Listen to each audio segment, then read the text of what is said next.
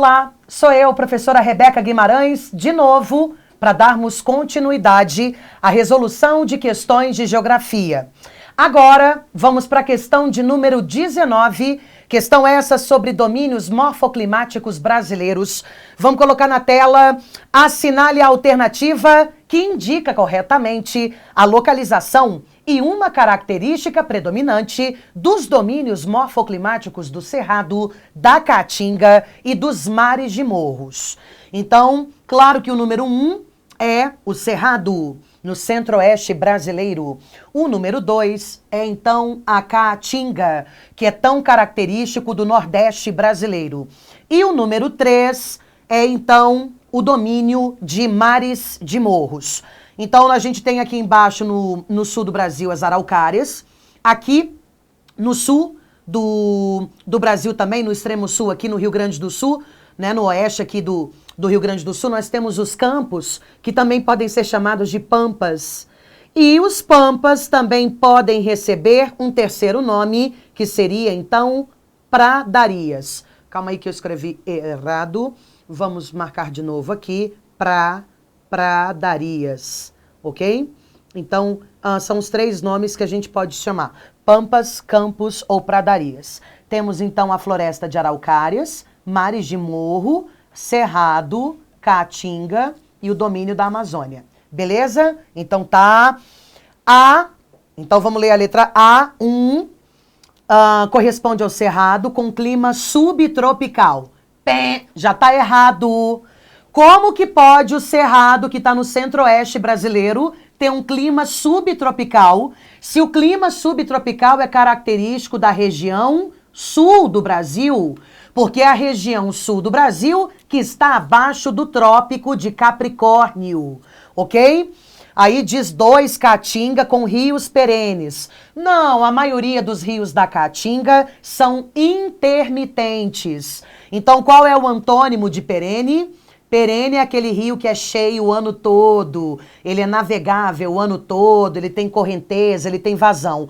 E aquele rio que, ora, determinada época do ano está cheio e outras épocas do ano está vazio, nós então chamamos de intermitente. Tá? Igual quando o sinal, né, o semáforo, o farol, tá ali intermitente, é igual o rio. Tá? Então, A não pode ser. Letra B, o número 1 é a Caatinga. Volta lá, volta. Número 1 é a Caatinga. É a Caatinga? Não.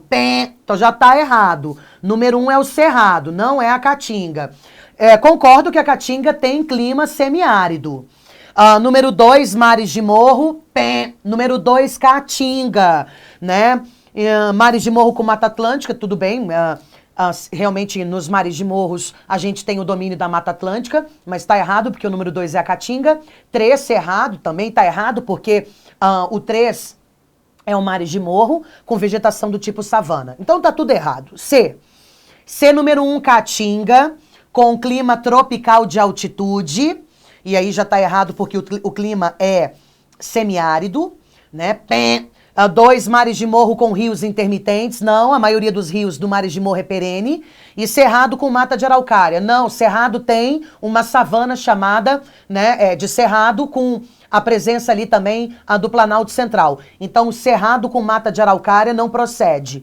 E letra D, o número 1 é o Cerrado com vegetação tipo savana, certo? Número 2 é Caatinga com clima semiárido, certo? E 3 é mares de morros com Mata Atlântica, certo? Letra certa, letra D. Volta lá no mapa. 1, Cerrado com savana, um tipo de savana. 2, a Caatinga, característico aqui do clima semiárido.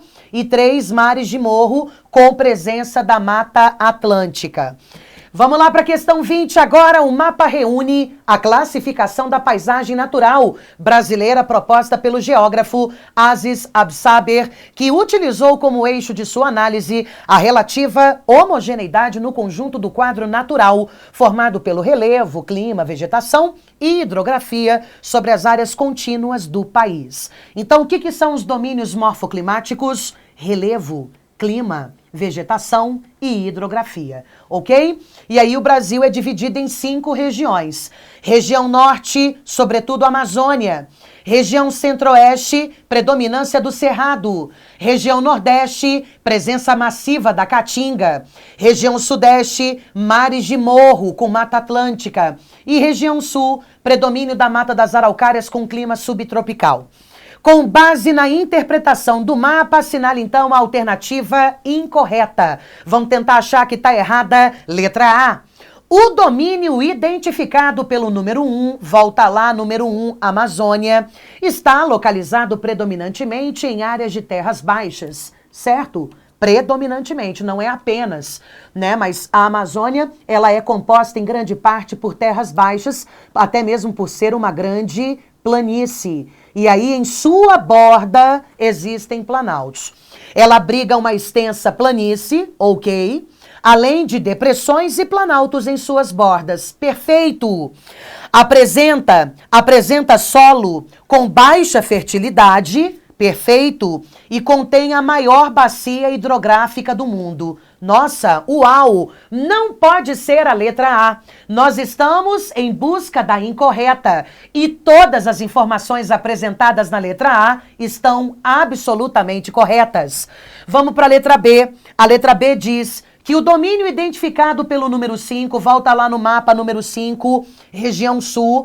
Então, o domínio identificado pelo número 5 é caracterizado pelo clima tropical, típico com pequenas amplitudes térmicas anuais. Já está errado.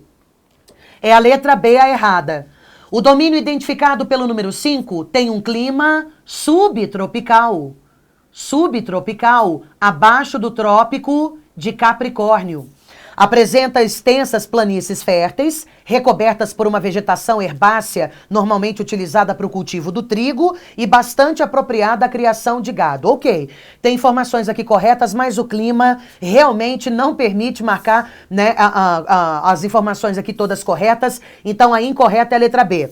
Vamos ler os outros itens, porque eles nos acrescentam, eles trazem informações que são importantes. A letra C diz que o domínio identificado pelo número 2, volta lá o número 2, Cerrado, é conhecido por solos ácidos, certo? No Cerrado tem solo ácido. Qual é o nome da técnica que corrige a acidez do solo do Cerrado? Qual é? Tu sabe qual é? A técnica agrícola que é utilizada, inclusive desenvolvida lá em Israel, ela corrige a acidez do solo do Cerrado e o torna propício à agricultura. É a calagem. Calagem vem de cal, vem de calcário. Então, acrescentando calcário ao solo do Cerrado, que é ácido, você controla a acidez e torna ele fértil. Então, número 2, Cerrado, tem solo ácido? Tem. Apresenta também clima tropical, com invernos secos e verões chuvosos. Abriga também importantes chapadas, dentre elas a Chapada dos Guimarães. Certo! Vamos lembrar que o clima da região do Cerrado é um clima caracterizado basicamente por ser semi-úmido. Semi-úmido tropical, semi-úmido significa dizer que ele tem 6 meses de chuva e 6 meses de seca. Então ele é semi-úmido. Também pode ser chamado de subúmido, mas o mais normal é semi-úmido. 6 meses de chuva e 6 meses de seca. Costuma chover geralmente a partir de outubro. Outubro, novembro, dezembro, janeiro, fevereiro, março. E aí vem março com as águas, né, fechando o verão. Aí começa o inverno seco. Abril, maio, junho, julho, agosto, setembro. Ok? Então, certo aqui, vamos para a letra... calma aí, letra C, agora a letra D. Vamos agora para a letra D. O domínio identificado pelo número 5, volta lá no número 5, qual é? Lá do sul.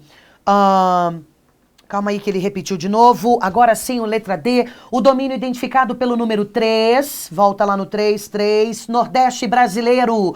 O número 3 apresenta predominante vegetação xerófila.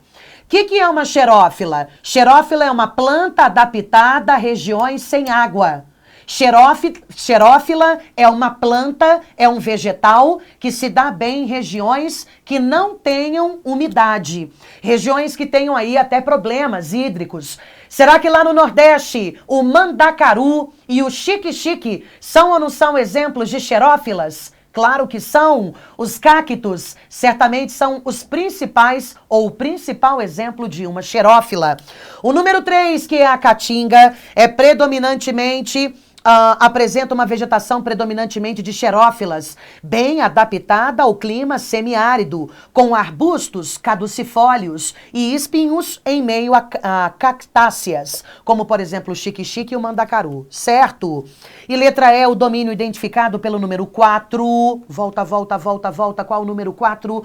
Mares de Morro. Número 4, então, é conhecido como Mares de Morro, certo? Apresenta clima tropical, úmido, composto por formações como, por exemplo, as Serras do Mar, Serra da Mantiqueira, Serra do Espinhaço e Serra Geral. Essa fisionomia se deve à intensa erosão causada principalmente pelos índices pluviométricos anuais presentes ao longo dessa área. Perfeito! Então, realmente, a letra errada era a letra B. Questão 21, prova que da FGV as figuras abaixo representam diferentes formas de regionalizar o espaço geográfico brasileiro. Então aqui, na figura de número 1, nós temos a Amazônia Legal, né? Amazônia Legal.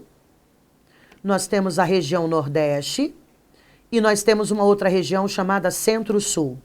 Centro-Sul do Brasil. Ok. Uma organização bem econômica, né? Então, o Centro-Sul tem uma realidade, a Amazônia Legal tem outra e o Nordeste tem uma terceira realidade. A segunda definição aqui são as regiões Norte, Nordeste, Centro-Oeste, Sudeste e a região Sul. Aí é uma divisão política do Brasil, né? E aqui nós temos, então, o domínio da Amazônia. Aqui nós temos a Caatinga. Ao lado aqui da Caatinga nós temos abaixo, então, o Cerrado. A gente tem também os mares de Morro com a Mata Atlântica. Mata Atlântica. Nós temos também o domínio das araucárias. E vale a pena também salientar aqui os pampas. Ok? Então, vamos lá. As figuras 1, 2, 3, elas correspondem respectivamente. Então, tem que obedecer certinho a 1, 2, 3. 1, a divisão oficial, segundo o IBGE, a divisão oficial de planejamento e aos domínios morfoclimáticos. Vamos voltar aqui, divisão oficial do IBGE, Amazônia Legal. Não, a divisão oficial do IBGE é o número 2. Então tá errado aqui. B, a divisão oficial do planejamento, a divisão oficial segundo o IBGE e a regionalização geoeconômica. Regionalização geoeconômica essa? Ou seria número 1, a geoeconômica? Essa é a geoeconômica. Geoeconômica. Essa daqui são dos domínios morfoclimáticos. Aqui é do, né, morfoclimático. E aqui seria, então, do IBGE. Então, vamos lá. C, aos domínios morfoclimáticos, errado. Né? Porque número 1 não são os domínios morfoclimáticos. É o número 3. D, a regionalização geoeconômica, certo? A divisão oficial segundo o IBGE, certo? E aos domínios morfoclimáticos, certo? É a letra D. Beleza? E letra E, a divisão oficial segundo o IBGE, não, errado. A divisão estadual e a regionalização geoeconômica, não. Então, letra certa, letra D. Então, volta aqui, o Brasil pode ser dividido em 3 regiões geoeconomicamente. Para o IBGE, o Brasil é dividido em 5 grandes regiões. E para os domínios morfoclimáticos, nós também temos aqui 6 regiões. Amazônia, Caatinga, Cerrado, Mata Atlântica e as araucárias. Mas aí eu também coloquei aqui os pampas, né, para acrescentar.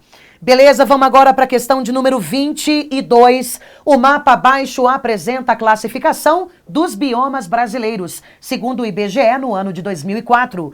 Considerando o mapa dos biomas, a diversidade de vegetação no país e o processo de ocupação dos biomas brasileiros, analise então as afirmativas abaixo. Então, mais uma vez martelando, Amazônia, Caatinga, Cerrado, Mata Atlântica, e aqui ele coloca o bioma, ele coloca dos Pampas, ok? E ele coloca também aqui o Pantanal. Beleza, vamos lá.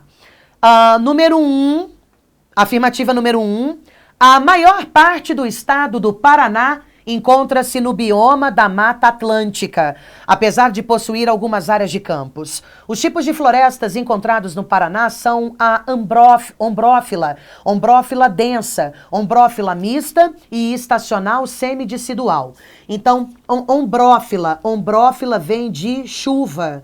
Então, são plantas adaptadas a muita chuva, né? Ombrófilas. O item aqui está correto. 2. Os mangues, as restingas e as dunas são formações litorâneas importantes, pois apresentam uma fragilidade ambiental. Eles não foram destacados no mapa, porém estão localizados no litoral brasileiro. Nesses ecossistemas, predominam as chamadas formações pioneiras. Certo, perfeito. Vamos então para a afirmativa de número 3. O cerrado predomina na região centro-oeste do Brasil, região marcada pela pecuária bovina, onde a agricultura é uma atividade secundária e a estrutura fundiária é caracterizada por pequenas propriedades rurais. Bom, o cerrado predomina no centro-oeste do Brasil? Sim. É uma região marcada pela pecuária bovina? Sim.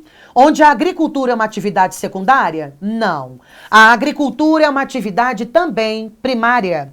A estrutura fundiária do cerrado é caracterizada por pequenas propriedades? Não. Então o item está errado. A afirmativa 4ª diz que a Caatinga é o principal bioma da região Nordeste, que apesar da existência do Rio São Francisco, em seu território, apresenta os maiores períodos de seca do Brasil. Certo.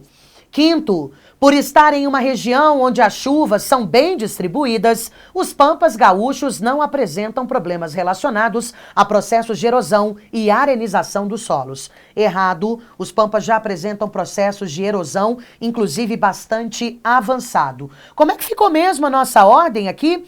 Certo, certo, errado, certo, errado. Vamos ver aqui. Todas as afirmativas estão incorretas? Não.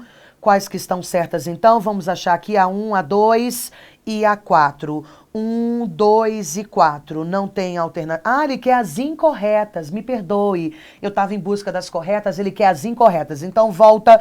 As incorretas são as afirmativas 3 e 5. 3 e 5, letra C. Valeu. Então, tá. Vamos avançando agora para a questão de número 23. Analise o mapa a seguir. Ok, aqui ó, araucárias, beleza? Então vamos lá. A zona sombreada no mapa representa a área típica de ocorrência de uma vegetação do país. Que vegetação é essa? Cerrado? Mata Atlântica? Floresta temperada? Mata das Araucárias? Ou as pradarias que também podem ser chamados de pampas? Letra certa, letra D. No Brasil nem floresta temperada não tem. Floresta temperada é aquela acima do Trópico de Câncer, lá no hemisfério norte. Tá? Cerrado não pode ser, Mata Atlântica também não pode ser, né? Então, a letra certa, a letra D, Mata das Araucárias. Questão agora 24, observe o mapa abaixo sobre os domínios morfoclimáticos. Então, 1, 2, 3, 4, 5, 6 e a zona de transição 7. Vamos lá. Indique o número correspondente ao domínio morfoclimático. Domínio da Caatinga, volta lá, 4. 4, Nordeste brasileiro, Caatinga, beleza? 4. Vamos agora, Cerrado. Cerrado 2. Cerrado 2. Calma aí, Cerrado 2. Depois ele pede pradarias. Pradarias são os pampas, então número 6. Então, pradarias, pampas ou campos correspondem aí tudo a mesma coisa. Volta ali porque ele quer o domínio amazônico. Beleza, volta agora. Depois ele quer que mares de morros, 3. Mares de morro. Então, vamos avançar aqui, 3. Domínio de araucárias. Araucárias, 5. Então, 5. E faixa de transição só pode ser o número 7. Nossa sequência, 4, 2, 6, 1, 3, 5, 7. Vamos avançar. 4, 2, 6, 1, 3, 5, 7. Resposta certa, letra D. Vamos agora para a questão de número 25. Analise o mapa a seguir. A vai até B. Beleza? Considerando o trajeto de A até B no mapa, um turista que se deslocou de Manaus, no Amazonas, até Recife, capital pernambucana, terá presenciado ao longo de sua viagem vários aspectos singulares que envolvem as inter-relações dos domínios morfoclimáticos brasileiros. A seguir foram apontados determinados aspectos naturais que abrangem alguns domínios morfoclimáticos brasileiros presenciados pelo turista ao longo do trajeto A e B. Então vamos lá, domínio amazônico, que tem clima equatorial, floresta equatorial e terras baixas com grande sedimentação. Certo, ele passou por essa. Diz também aqui que ele passou por domínio da Caatinga, com presença de formações cristalinas, de áreas depressivas intermontanas e domínio do clima semiárido. Certo. 3, domínio dos cerrados, presença de grandes chapadões, solos ácidos e predomínio de um clima subtropical. Pé, errado, subtropical? Não. 4, domínio das pradarias com clima tropical. Pé, clima subtropical nas pradarias, ok? Então, as que estão corretas, 1 e 2, letra certa, letra A. Vamos avançar agora, vamos para as questões de atividades econômicas e a organização do espaço. Vamos também falar do espaço agrário, da modernização e dos conflitos. A primeira questão aqui sobre o espaço agrário é a questão de número 26. É a canção do sem terra. A enxada sobe e desce na terra encharcada. Sobe e desce a vontade do homem que a sustenta de ser dono da terra lavrada, da terra que trata. A enxada sobe e desce no maçapé moreno, desde o nascer do sol ao cair do sereno.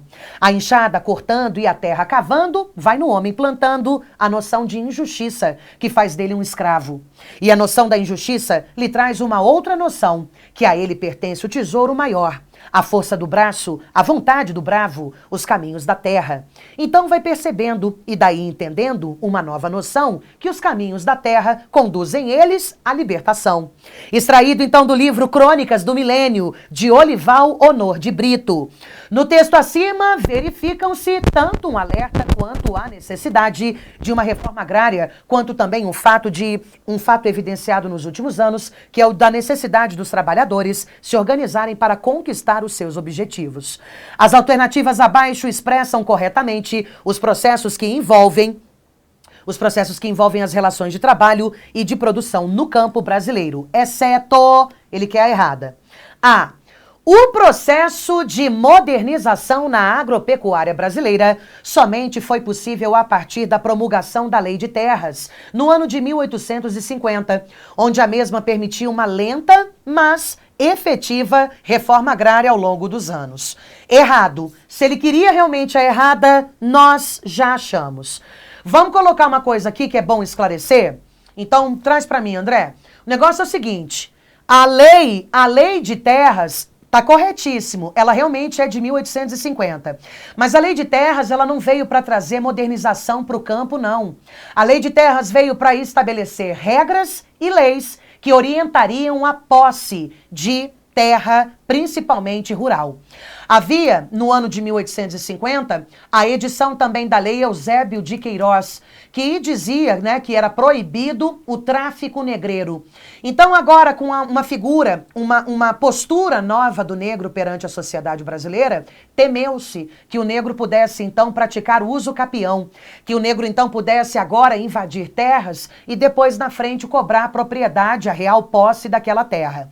Então, com muito medo, né, dessa nova postura, dessa nova condição do negro na sociedade, o que os senhores feudais, né, brasileiros, assim, os grandes latifundiários brasileiros, a elite branca brasileira providenciou? A Lei de Terras.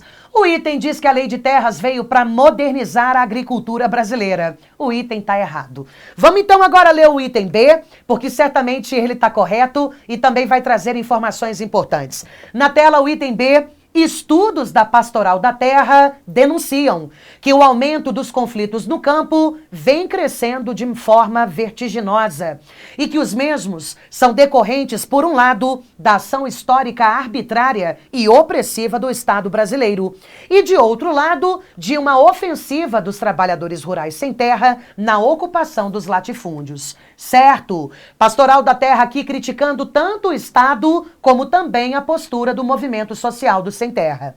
A letra C diz que o modelo agrícola de exportação brasileira é um modelo baseado na monocultura, certo? E apoia-se na concentração da propriedade rural. Sim, a propriedade rural brasileira está concentrada, como, por exemplo, é o que acontece no cultivo da monocultura da soja. Perfeito. Vamos agora então para a leitura do item D. Mesmo com a mecanização e o avanço tecnológico, as atividades agrícolas estão sujeitas à forte influência dos fatores naturais. A interferência pode se dar de várias maneiras, destacando-se, porém, os limites impostos pelo clima e pelo solo. Certo? E a letra E diz que uma política consistente, uma política bacana de soberania alimentar no Brasil passa também necessariamente por uma reforma agrária ampla e massiva. E também por uma política agrícola que dê apoio às pequenas unidades de produção. Perfeito! Vamos então agora para a questão de número 27. Ela traz uma charge do novo Código Florestal Brasileiro, a bancada ruralista. A bancada então diz: que absurdo! Essa floresta invadiu as nossas terras há milhares de anos e hoje atrapalha o agronegócio. Então foi a floresta que invadiu as terras deles ou eles que invadiram a floresta? A charge coloca em evidência um conflito que está presente no espaço rural brasileiro. Esse conflito envolve duas lógicas. De um lado, a preservação da floresta. De um outro lado, a expansão do agronegócio.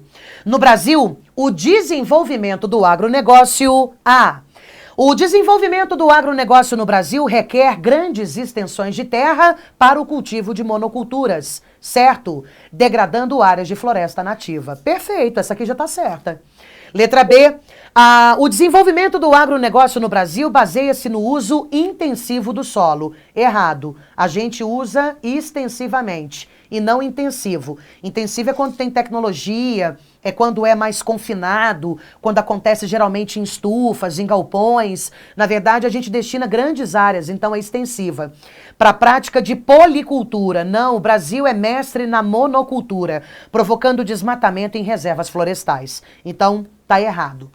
Letra C, para o desenvolvimento agrícola no Brasil, né, isso aí favorece a desconcentração de terras para a produção agrícola. Não houve desconcentração de terras no Brasil, provocando a erosão dos solos em áreas de floresta. Errado.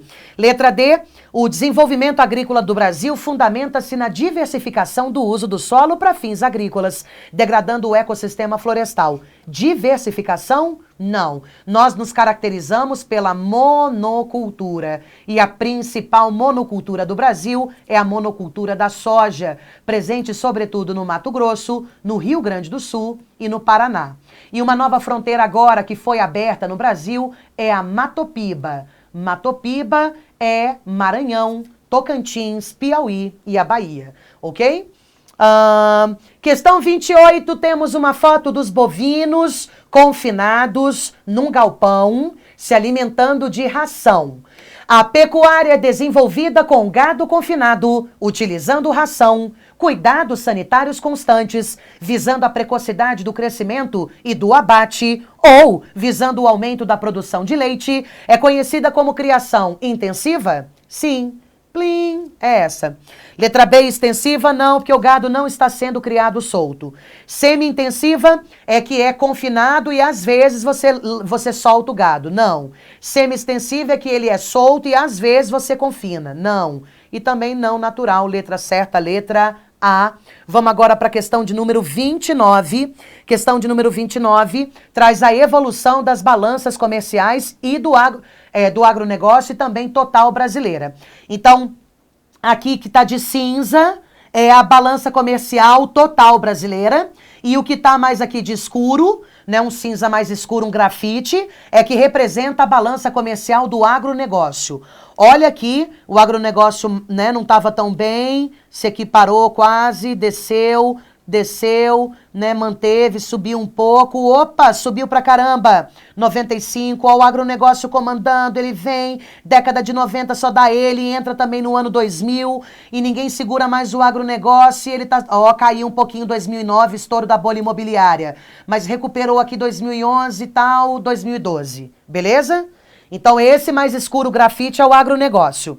A análise da balança comercial brasileira no período mostrado no gráfico permite inferir que em alguns anos o agronegócio foi responsável pelo déficit nas contas externas do país. Agronegócio com déficit, errado. Se alguém livra a cara do Brasil aí junto à balança comercial, é o agronegócio. Letra B, o agronegócio tem o mesmo volume de exportação quando comparado às demais atividades econômicas. Errado. O agronegócio é super, é hiper, ele é o grande fiel da balança, ele é quem realmente lidera ali, né, o volume das exportações brasileiras.